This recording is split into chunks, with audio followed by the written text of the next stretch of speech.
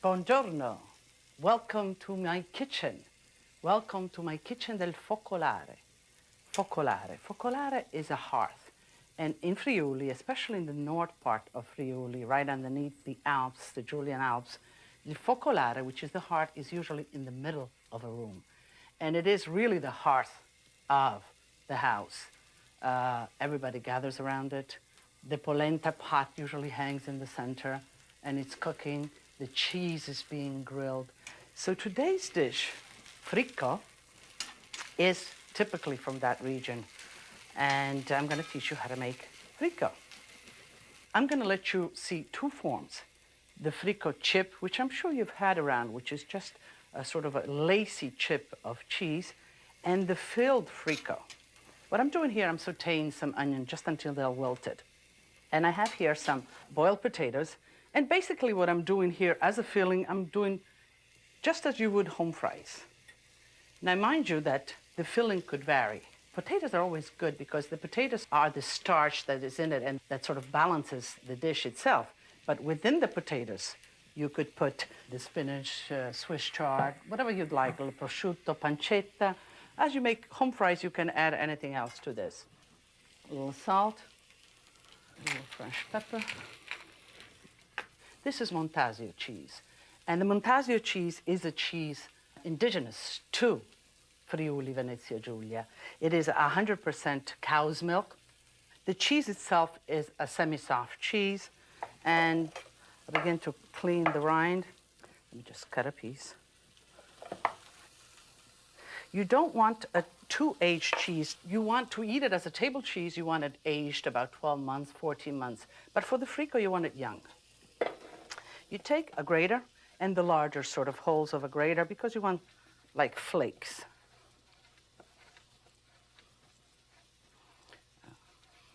Okay, here we are. I have some already grated for the sake of time. To really assure success of this dish, use a non-stick pan. And you heat it up first, and you just sprinkle the base of it, not too thick, with the cheese. Then you take some of the potato filling. Now, once you have sprinkled the cheese, lower the heat to medium. You don't want to burn the cheese because then it gets bitter.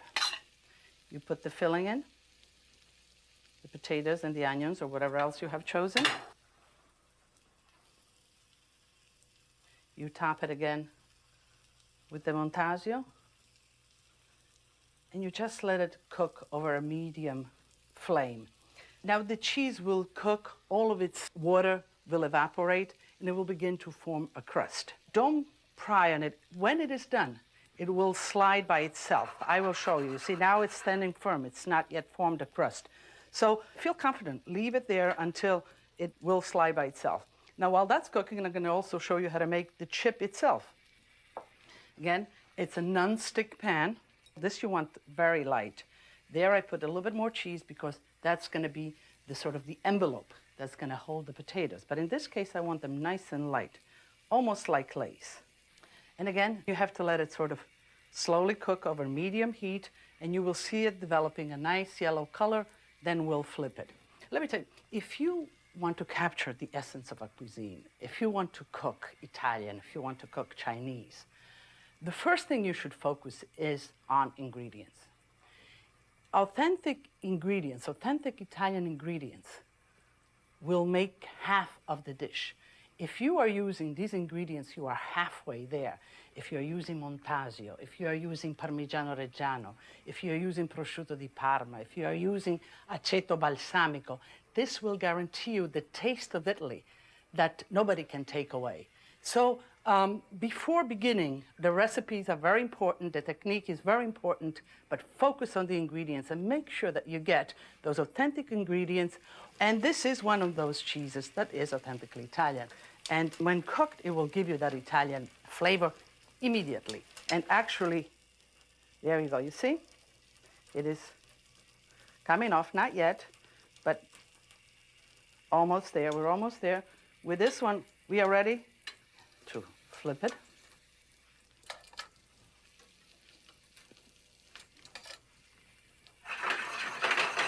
There we go. When it slides like this in your pan, then it is ready to be flipped. Now, I could just flip it like that, or you just take a spatula and do it the same way. As you see, it has formed a nice crust, and now we want the crust on the other side. And this has been sometimes referred to as the crustless pizza. I don't know. But it certainly will have two wonderful crisp crusts on the side and the filling. This is the frico, the lacy frico. And by the way, this is wonderful for hors d'oeuvres if you're having somebody come home, and you can make it in advance and to serve it with white wine. Now, you can just have it like that flat, or you can just sort of set it over this, and slowly it will fall into a nice shape that will sort of give you a little height in the presentation itself. Okay. As you see now, it sort of let go of the pan, and it is ready. You can close the fire. The cheese does release some fat, so it's always nice. I slide it on, sort of pat it, and then put it right back on. Cut it in half. You can cut it in quarters. You can cut it in little slices, just like pizza, I guess. That's why it is called. You can handle it freely. It is best when it's done and eaten right thereafter. You could make it ahead of time and then reheat it in the oven, but the cheese will really sort of be a little harder. So the best it is like this. While this one, you can make way in advance and no problem. I'm going to serve just a little bit of salad. Here I have a little of the radicchio and arugula. That's from my garden right in the back. And my mother and Giovanni take care of that. Radicchio is very, very traditional salad of Trieste, specifically the city of Trieste. And we plant it in the springtime, and it's most prized when it's primo taglio, which is the first cut. It is a leaf, let me show it to you. It is a green, simple leaf, but it is in the chicory family. So it has a bitterness, and it is just wonderful. Here's your finished frico and the chip, and I think I'll have a little bite of the chip, actually. Crunchy and delicious.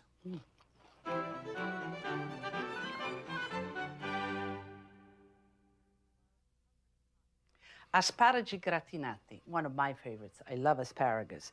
And they're used a lot in the Italian cuisine. Although there we use them mostly in the springtime and the wild ones. And I'll tell you how I used to go and forage for them, but first I want to get these in the boiling water.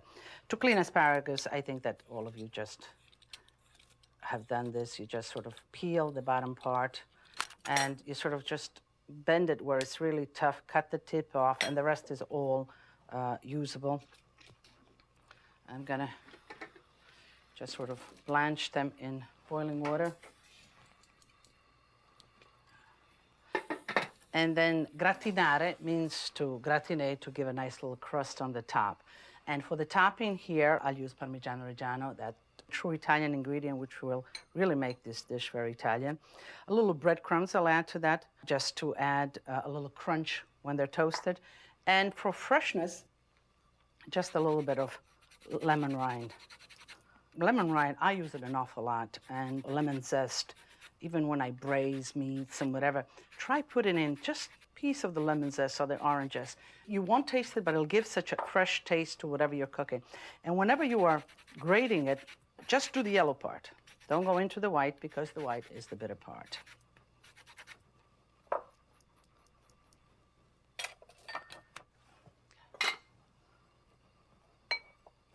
Just toss it.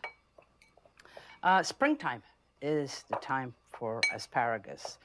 In the wild, there is the asparagus fern, which is a fern with sort of, it looks like a lacy fern with it's very prickly though, it really, and it spreads out. And in the middle, there's these new shoots, which would be the next sprig. But in its prime, it's the asparagus. And they're very thin. They're the size of a pencil and kind of long. And we used to forage them. We used to have a stick because you wanted to press aside this prickly sort of branches to get to the new shoot that was coming up. But inevitably, we would be all scratched from the prickles of this asparagus fern. My favorite was frittata di asparagi e uova, an omelet of wild asparagus and fresh eggs. The flavor, and you know, I go back now specifically in March to go forage asparagus and have that frittata. It's right here, the flavor just haunts me. All right, now, the asparagus, I like them crunchy. You could shock them in a sense, you know, put them in cold iced water. If you want to prep this in advance and wait just for your guests to come. But otherwise, if you're gonna do it continuously right into the broiler and onto the table, leave it nice and hot. You don't need to. Here I have some melted butter. I'm gonna just salt them a little bit. Put half of the butter. Top them with a mixture of the breadcrumbs, the Parmigiano Reggiano, and lemon. I'm gonna leave just the tips out. I wanna see the tips. I don't wanna cover the whole thing. Top with a little bit more butter, just to sort of moisten the topping. And like this, you put them in the broiler and get them nice and crisp. And serve them family style like this, or put them next to, in our case, we'll put it the chicken. Galetto al mattone, spring chicken under a brick. Very typical Italian spring dish. We have a brick here, and what you really want to do with the brick is to weigh down the chicken, the galetto, so the skin has maximum contact with the hot surface, and it caramelizes and it becomes crisp. So wrap it up in a double foil paper so it doesn't break through, and you just wrap it up as you would a package, nice and tight. Okay, and we are ready to cook with that. This is a galetto, a spring chicken or poussin. You could do this with quails if you want. You can do this with a larger chicken, but this is a wonderful size to do it this way. Let me put my glasses on since this needs fine precision work. I have my cast iron skillets already heating up, and I'll tell you about them in a moment. First, let's cut any excess skin off, fat, the neck. And what you want to do, you want to cut out the backbone. So you start from one side and you just go down.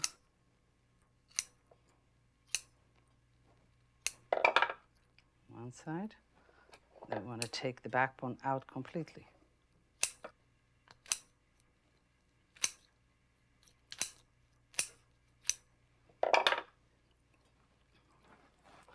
Okay. Just want to pry it to get the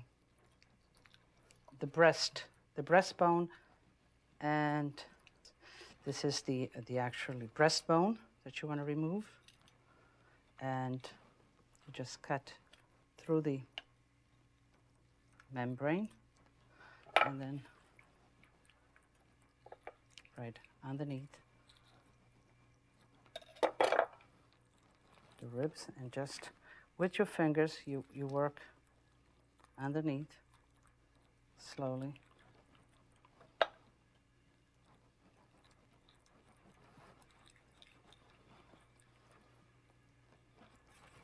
Again, you just run the tip of your knife against the bone. Poultry is wonderful. Everybody likes it. It's healthy. It's easy to prepare, but you have to be careful, of course, for the health reason, for the salmonella, and that is that when you are working with poultry, you work just that, and you clean completely before and specifically after you finish all your utensils and the tables where you have been working. Now, chicken does get slippery when you work with it, and in order to avoid that sometimes, if you use a clean kitchen rag and hold yourself down, so this way you don't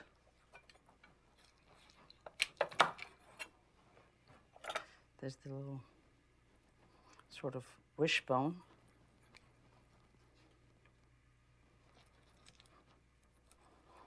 Which comes out right at the joint. This is the wishbone. And again, you go for the joint of the... If you can't find the joint, just bend the wing and we'll give you the joint itself. Okay. Again, the wings here, let me cut off a little excess fat here. And the wings, we can either fold them or you can cut them halfway, but you can cut them after they're baked. And we'll marinate them right on here. Okay, we're ready to season the chicken, and again, simple salt, fresh pepper, some garlic slices. The longer you let it marinate, of course, the more flavor will absorb inside, but half an hour is fine. And you let it marinate in the refrigerator. A little bit of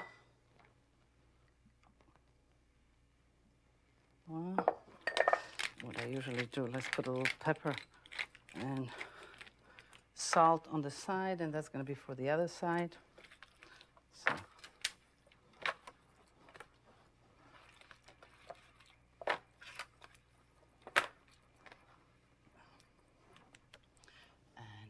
Fresh rosemary.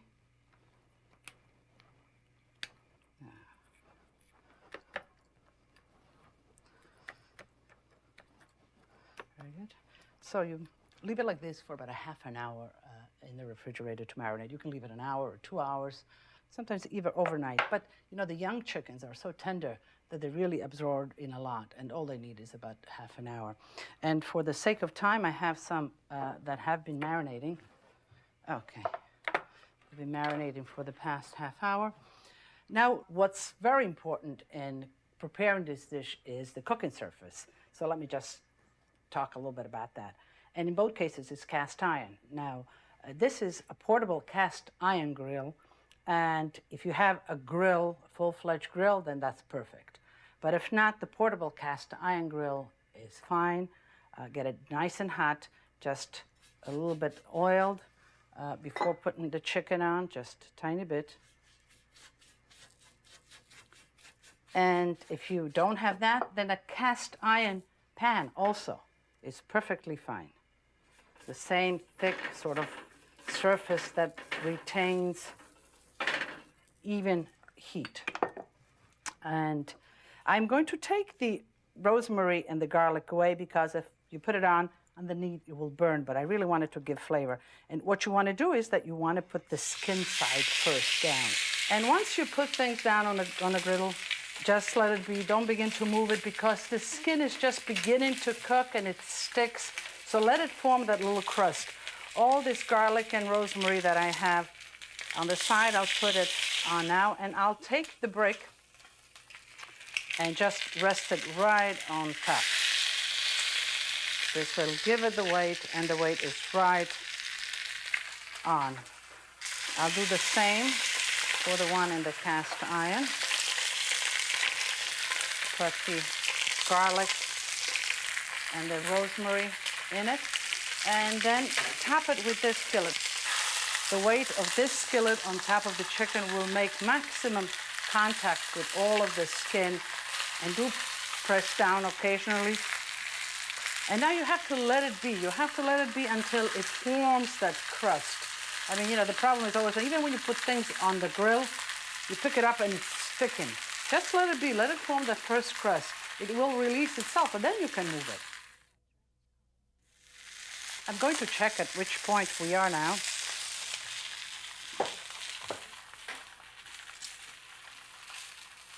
As you can see, a nice golden, even all over.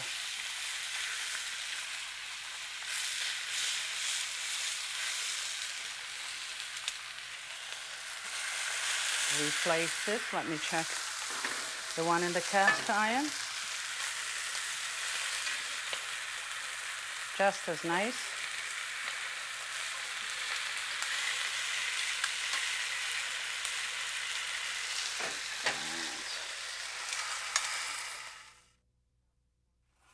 Let's check. I think everything is ready. Wow, this is wonderful. This looks great. This one is done also. Now, how do you know when chicken is done? Of course, the nice color and all that. But when the juices, the sort of water of the meat stops flowing out and you see a dryness beginning around the meat, more or less that's the time that the chicken is done. So check it, look at it and see that it is cooked. But if there's no more juices flowing out, that means that it's done. And of course, you don't want to overcook it because chicken, especially the breast, does get sort of dry if it is overcooked. So we are ready to serve. And I'm going to serve this in sort of a platter family style. I love serving things in platters family style because it creates sort of an opportunity for interaction, giving it to each other, commenting, not just focusing on your own little plate, and that's what you're going to eat. I think that family style, there's more to it than just sort of all on one plate. These are the asparagus which were gratinati, and I'll use that sort of as a backdrop for the chicken. Now, you could just serve the whole chicken if you want everybody to have a whole, or you can cut it in half. I like to just sort of cut it in half.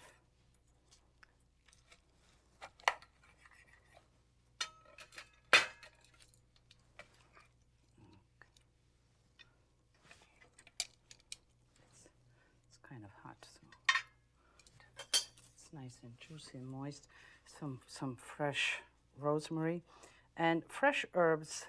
When added like this as a garnish at the end, one would say it was just for the eye. No, it's not, because the heat of the cooked food makes some of the oils of the herbs to be released, and you get that sort of fresh scent of rosemary coming right into your nostrils as you're, okay, a little bit down here, a little more.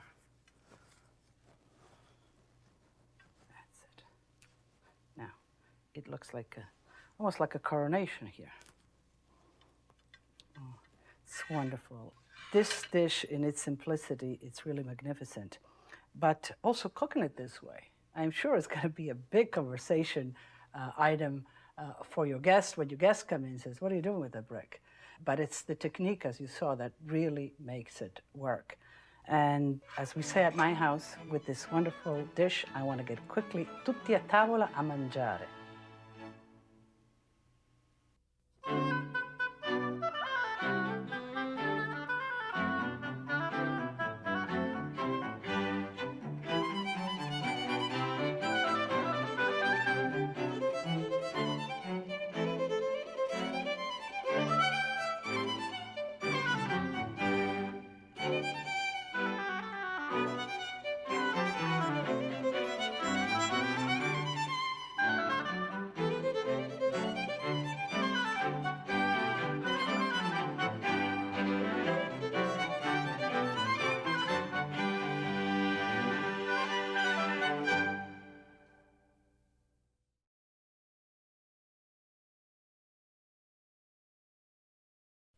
Scaffare, is that something you've been doing lately?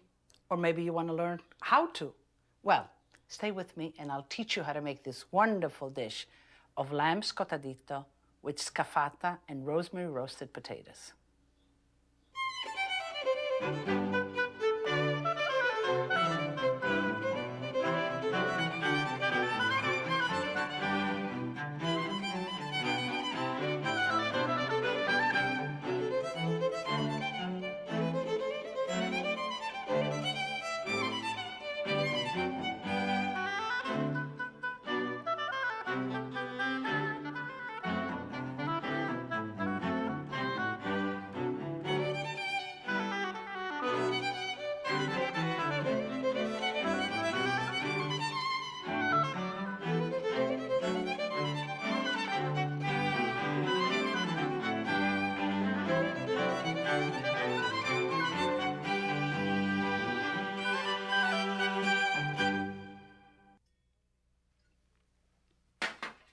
Buongiorno, benvenuti. Welcome to Primavera in Cucina. Springtime in my kitchen. I just love springtime. I love the change of season, but especially springtime. And I love all the new products that I have to play with, that I have to cook. And today, the whole meal is the product of spring. We're going to do some lamb scottadito. Scottare means to sear, quickly cook. So you need some nice baby lamb and just sear them. We'll prepare some sauce to go with that. And we'll braise all the spring legumes, all the sweet spring legumes together to make one side order, one contorno, and then we'll roast some rustic potatoes for the other. So let's begin. When you go to your butcher, ask for spring lamb, young spring lamb. Now, the rack of lamb, there's two. This is half of the rack of lamb. Usually has either 8 or 9 bones, so that you know how to divide it proportions. I think 4 chops is sufficient. The ideal lamb chop is where you take one bite and the whole lamb chop is gone. That means a really small baby lamb. You can have your butcher clean it for you and cut it for you, or otherwise it's rather simple. So as you see, there's a top flap. And again, when you're working with a knife, first of all, make sure that it is a sharp knife. Just cut the sort of membrane, and you can even just follow. Remember that you never have to fight with a knife. A knife has to glide into whatever you're doing or cutting. If you're finding a lot of resistance, there's something wrong. Therefore, take out the knife and look over the situation. Either there's a bone or you're going against a grain or something. Right butt against the bone themselves. Now here's a lot of fat. I'm going to discard the fat, and I'm going to use the cartilage, and the bones are the best part for the sauce, so save all of that. Just puncture your knife right underneath where the meat meets the fat, and just glide along. There we are. This is going to be the basis for our sauce. I'm going to just lightly flour that. A little bit of oil, salt, fresh pepper. Toss it. And now what I'd like for this is to really get caramelized, to get that caramel colored cooking where all the flavor really lies in all cooking. So whenever you're either roasting or sauteing or whatever, get to reel down where all the liquids disappear, evaporate, and the meat begins to caramelize, because the flavor in sauces, in roast, is really there. And you put this to bake in a hot oven, 450 degrees for about 20 minutes to a half an hour. It should be golden. Again, what we want is now the chops by themselves. Just butt against the bones themselves.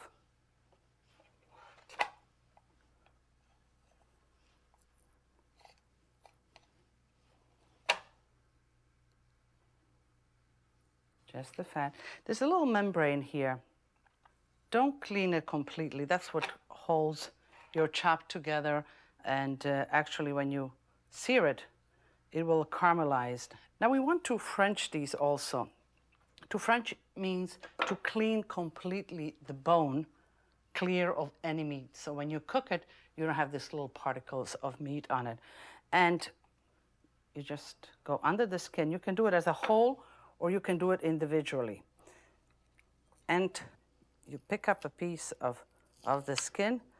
Again, here you need something to hold the lamb and what you're pulling, because it is slippery.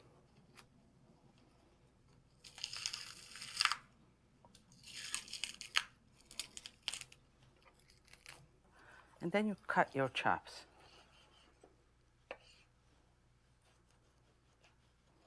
Okay. When you're at this point, again, we want to clean all of this. Then it's just the work of actually scraping it off. And you take one side at a time. Never work with the knife towards you. Always the knife away from you. And yes, leave the bone long. It's quite impressive when you serve it. So this is ultimately how your chops should all look. While the bones are browning, we'll begin just with the vegetable as a base for the sauce. Olive oil, onions, a little salt with the onion. It seasons it and it helps to get all the water out of the onions quicker. So this sauce basically is going to be the nice caramelized bones with a little bit of onion, celery, carrots, with a little bit of orange rind, a little bit of orange juice, white wine, and stock. And that will simmer and simmer and simmer. And then we'll pass all through the sieve and get this natural sauce with just a tinge of the essence of the orange. I added the carrots and the celery. Yeah. And we'll let that wilt a minute. Some fresh rosemary. Lamb and rosemary are just meant to be together. And rosemary will permeate the whole meal. We'll put some in the potatoes. I think that this is just about ready. Let's pull out the lamb bones.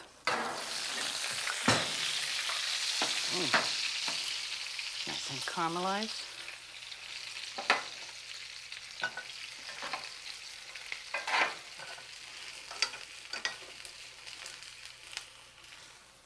This will deglaze it with a little bit of white wine. We'll put the orange peels right in.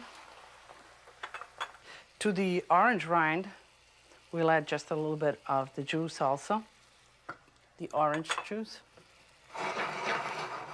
Bring that to a vigorous boil. Add a little bit of the stock. And you let this simmer and simmer and simmer. The stock that I added was chicken stock. I like a light stock. I like flavorful, but light stock. But you can add meat stock. You can add vegetable stock. Remember that the end result is the sum of all of its parts. We'll put the potatoes in the oven. And it's the whole potatoes with the skin on, washed and just quartered. I'm just cutting off a little bit of the blemishes.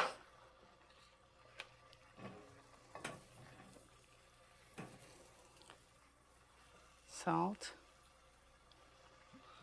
a bit of olive oil. Just toss them. Some fresh rosemary. Just peel the leaves off, throw it right in. I like a nice cast iron skillet. It really collects a lot of intense heat. It sort of browns everything and browns it quickly all the sides. And we'll put this in the oven while we continue to make the scaffata. Let me add a little bit of olive oil. So scaffare is to sort of open. It's a dialect word in the Roman dialect, and it is to open. And spring certainly is a season to scaffare all kinds of legumes, peas, fava beans. Well, today we'll combine all of these ingredients in making the scaffata. Let me just begin with the onions. Again, these wonderful spring onions. And they are small, they are slippery, so sort of be careful that you don't cut yourself just with the point, just as you would cut the shallots.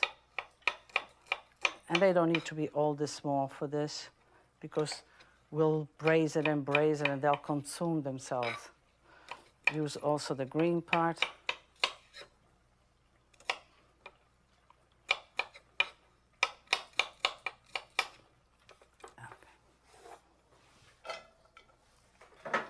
So we have the spring onion. Here I have some scallions. And as I cook it, I need to be surrounded with beauty, with flavors. And beauty to me means wonderful herbs, wonderful vegetables. And yes, I follow a recipe, but I love the spontaneity that when I see something, I say, this is what I want to put in here. And I see this just some wonderful thyme here. I'm going to use some of that. And then I see some mint here. I'm going to use some of the mint. Let me get this.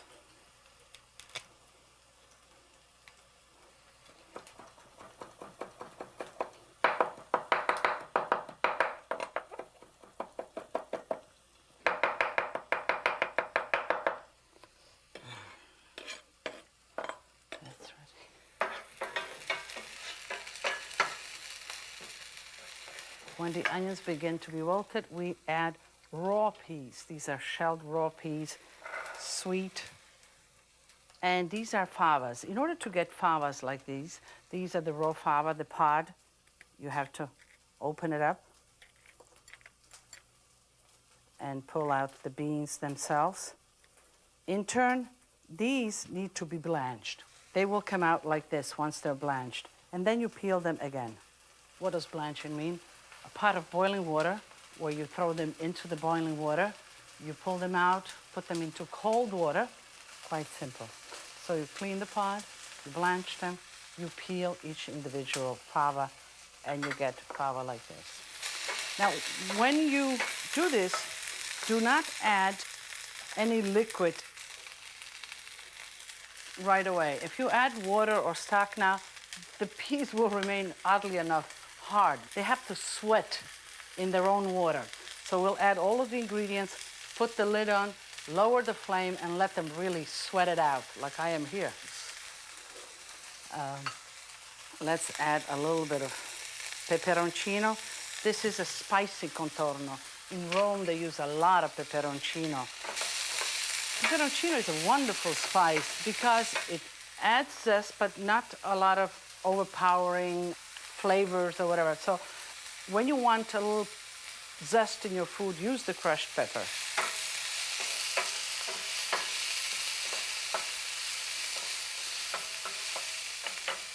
Okay, we'll put the herbs.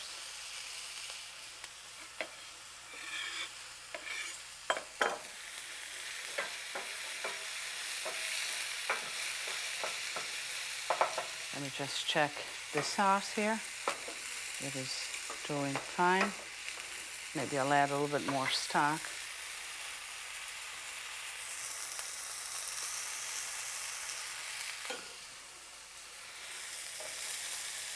I'll add the fava beans.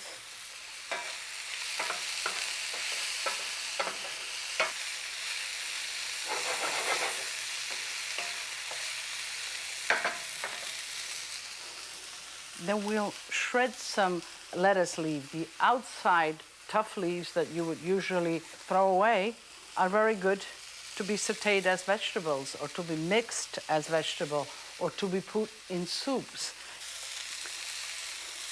This is romaine lettuce.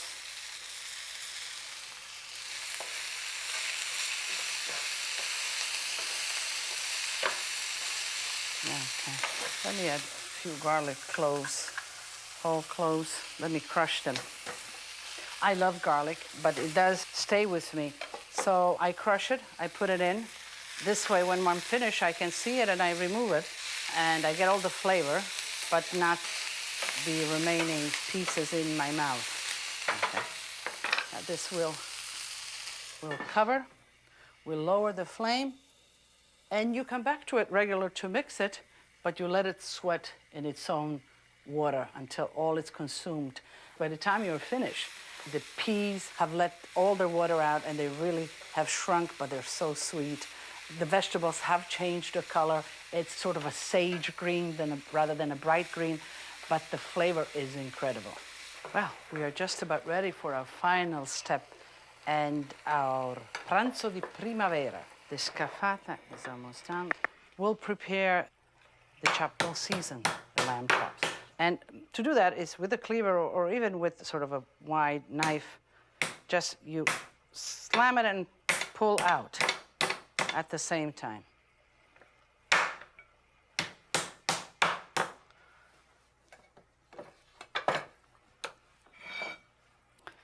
Season them, and whenever you cook or grill or sear meat, it needs certainly to be seasoned before it goes on the heat.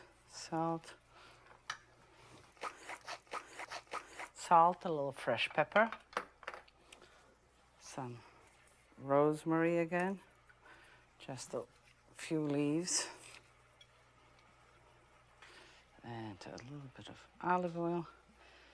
Because ultimately, in the cast iron pan, we will not put any olive oil. You know, there's a lot of talk about the Mediterranean diet and it being healthy and the products and the oil and the legumes.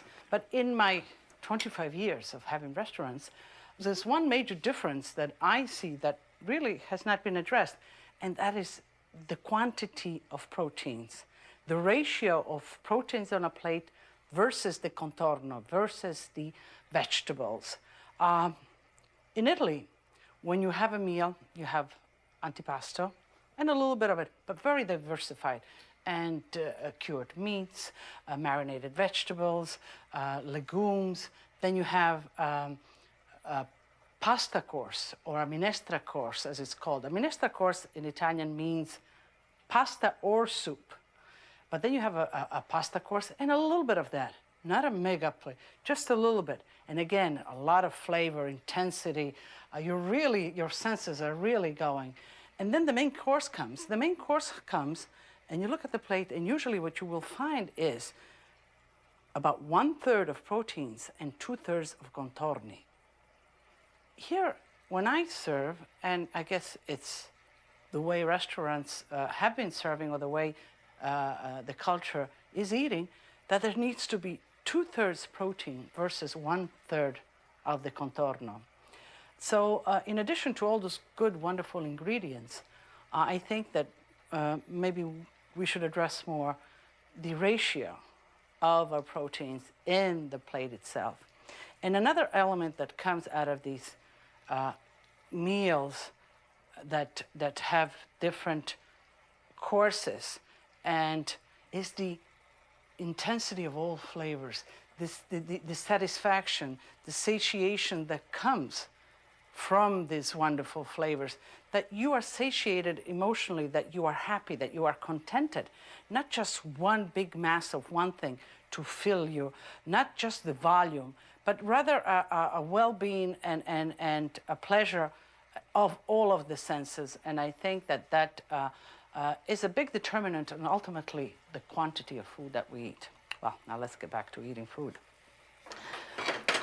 Here is the sauce, just perfect. I'll remove the meat itself. Let me just put it here because actually the meat itself is good to eat, although it might be a little stringy and a little tough. But what we're really after is the sauce itself.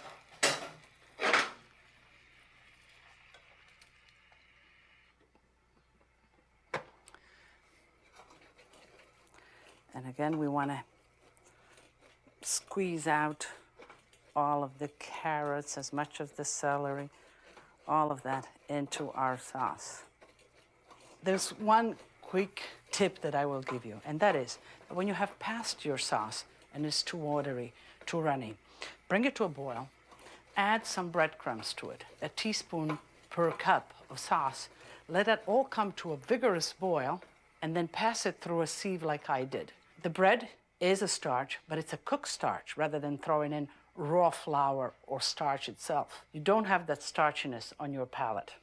We'll take our potatoes out of the oven. They look wonderful, don't they? You should smell them. Just pure rosemary. Take the potatoes, you just sort of crack them a little bit. Now you can do this. They're hot, but you can handle them. Just crack them a little bit. I want a little bit of the flavor to go right in there.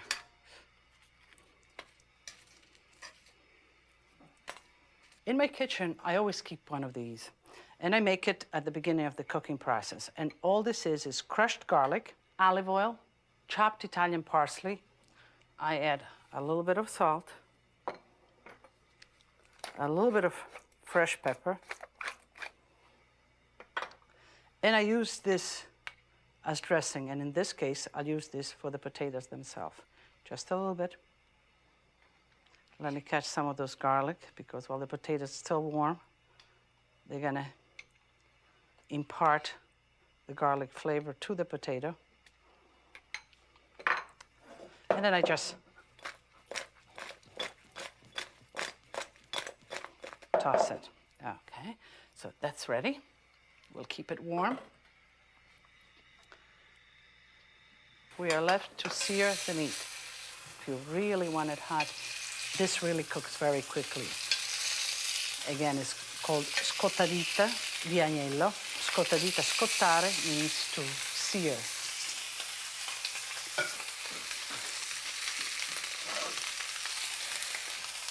Let's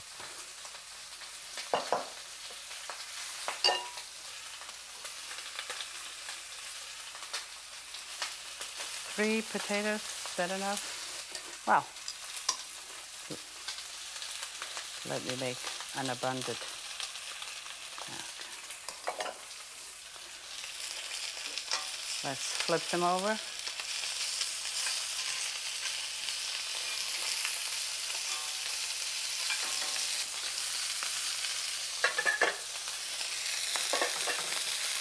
Scaffata.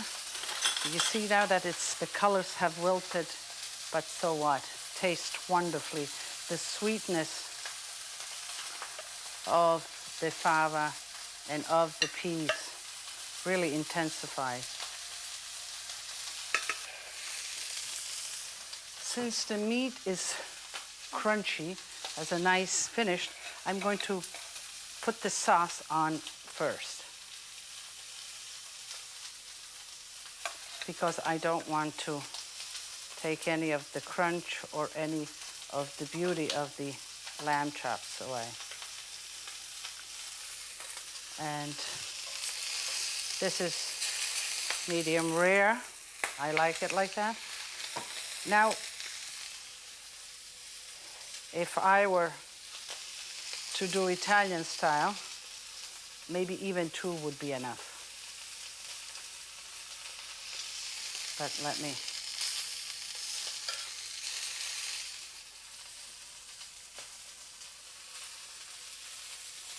I want it to come up high.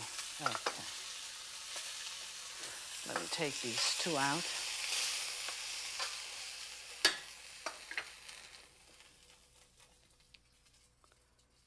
And we'll decorate it with mint sprigs. I have just a little bit of the orange juice here. I'm going to put a drop just for that freshness. Just a drop.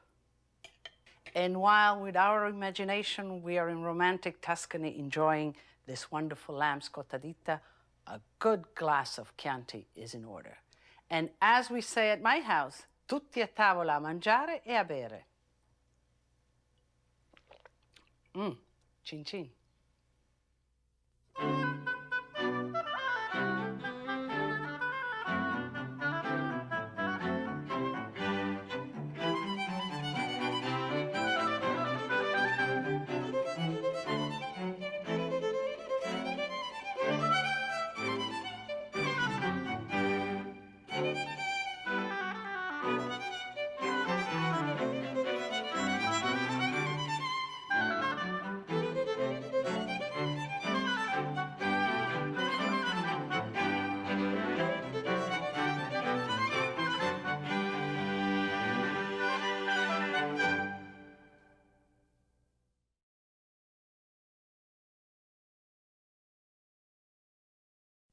If you want some excitement, today you're going to join me a tavola, at the table, with stinco.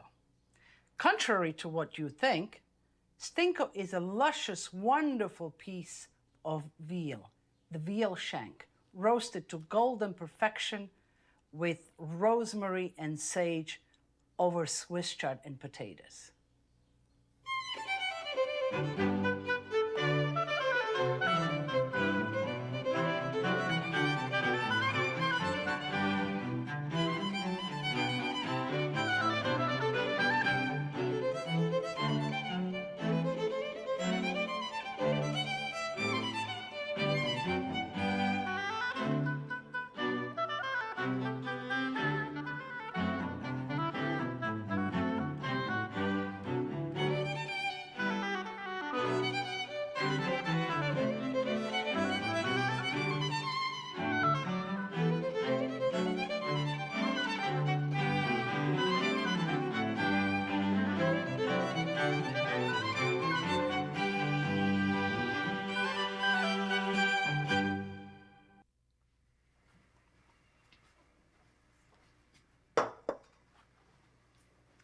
Buongiorno, benvenuti. Sometimes my kitchen sizzles, Sometimes my kitchen steams.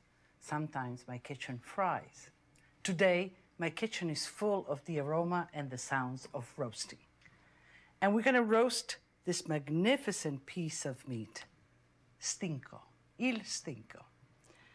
Stinco is the part of the veal, stinco di vitello, because there also could be a stinco di maiale, which is of pork, but this is stinco di vitello of veal. And it is the shank, the whole shank of the veal from the knee down. This is also the piece of meat that ossobuco is made out of. Exactly the same piece cut in half. Therefore, we're going to proceed to brown it and then put all these aromatic vegetables and herbs and then roast it in the oven until it's golden brown. And with it, we'll make some Swiss chard and potatoes. Okay, so let's proceed. I'll pick up a little bit the heat here. And what's very important with raw meat before you begin to actually cook it is that you season it, that the salt goes all the way in. And it's a big piece of meat, therefore it will require some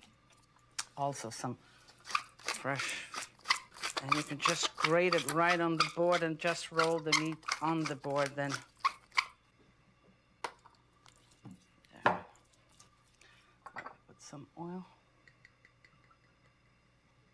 We'll lightly flour it. Again, I don't want too much flour, just enough to caramelize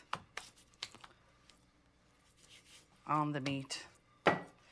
Why is this piece of meat so great? Well, because it has muscle. It is all muscle. It has a lot of cartilage. It has the bone. It has the marrow. It has all the makings of that wonderful sort of sticky texture to a good roast. I can make sure that the oil is hot. And you don't need to tie it. Whereas the ossobuco, when it's cut in half, you need to tie because you're cutting the muscle in half. This will stay all together. It'll sort of begin to fall off the bone, but it will stay all together. You don't need to tie it. While that is browning, we'll begin our vegetable for the base of the sauce. And I'm going to wilt the vegetable in the same pot that I'm going to roast the stinco in. Okay.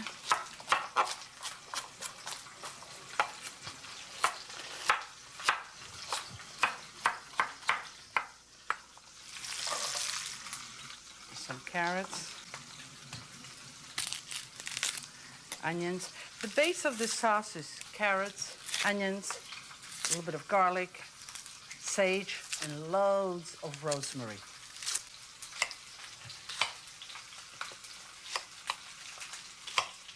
I like the sweetness that onion gives to a sauce, especially when it's nice and caramelized. Okay. Let's salt the vegetables lightly. I'll add the garlic. Now, do you hear the sounds in my kitchen? You know when they, oh, look at this, how wonderful. And this is what you want when you're roasting meat, this caramelized effect. When we were planning on doing this show, they had all kinds of proposals, all kinds of sets and wonderful kitchens. And I said, no, I can't. I need to work in my kitchen because my kitchen is where I feel good, where I'm surrounded with all the things that I love, my family, my flowers. Now look at these wonderful peonies, which are in full bloom. Look at the roses. Look at the geraniums. This is from my garden. This is part of me, show or no show. And I tell them, I said, in my kitchen, I know the exact distance between one burner and the other, between my burner and the sink. And I can talk to you, to my audience, with ease because I know exactly where I'm going. So here we are in my kitchen, in my home, doing my thing.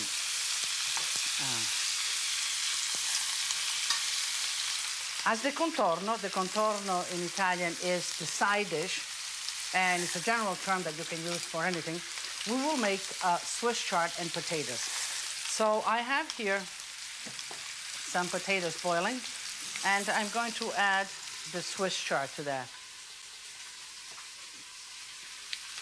Now, this is Swiss chard for the sake of time. I have washed some, but I wanted to show you. This is what Swiss chard looks like. And it's green chard. There's also red chard, which is wonderful. But I like the green chard. And the stems are also very good. You use the whole thing. Chop it fine. Sort of shred it. And put it in with the potatoes when the potatoes are halfway cooked. It is one of those side dishes that with one side dish, you get a multitude of flavors.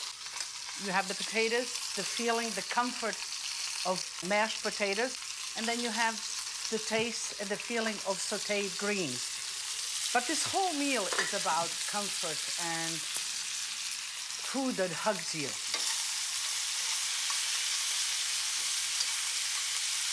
All right. Let me turn it on all sides. I want it nice and brown on all sides. That looks great. Let me add the herbs, rosemary, sage. I'm going to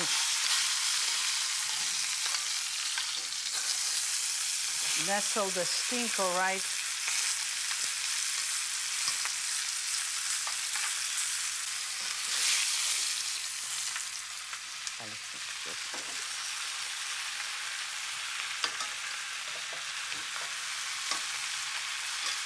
The stinko is nestled in the vegetables.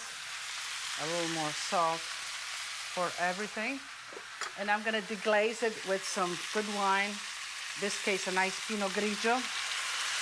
Nice acidity, good flavored wine. Because the ultimate result, the taste, reflects all the flavors that you put in before. So I get asked, can I use just cooking wine for cooking? Sure you could. But have you tasted cooking wine? And that's what you ultimately will get. So the better you use it, the better wine you use, the better the flavor in what you're doing. And we'll put some stock. And what we'll do now, when we put it in the oven, we want first all the liquid. It's going to permeate the meat and it's going to cook the meat. It's going to almost boil the meat. But then we're going to render it very low where it begins to roast. And all those flavors that have come out of the meat roast back into the meat. Okay. And now it is ready to go into the oven as it is.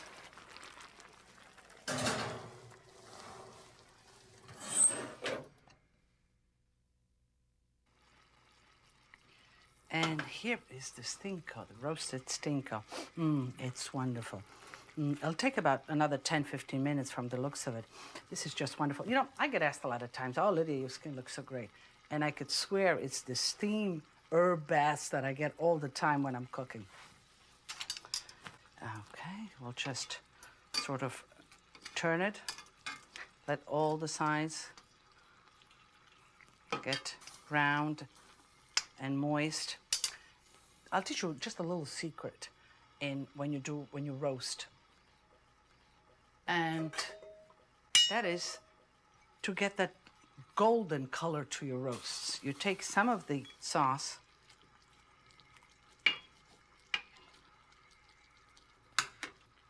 that you're roasting.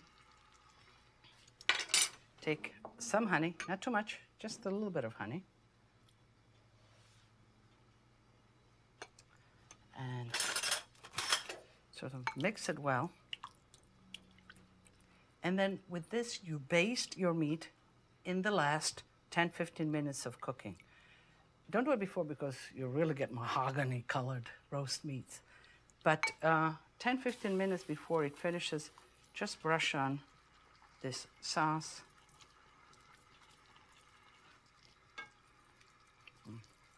It's great.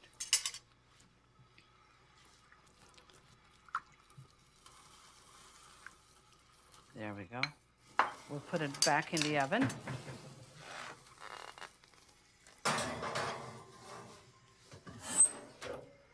And we'll go and make the contorno, the Swiss chard and potato, which has been boiling. Let me put the pot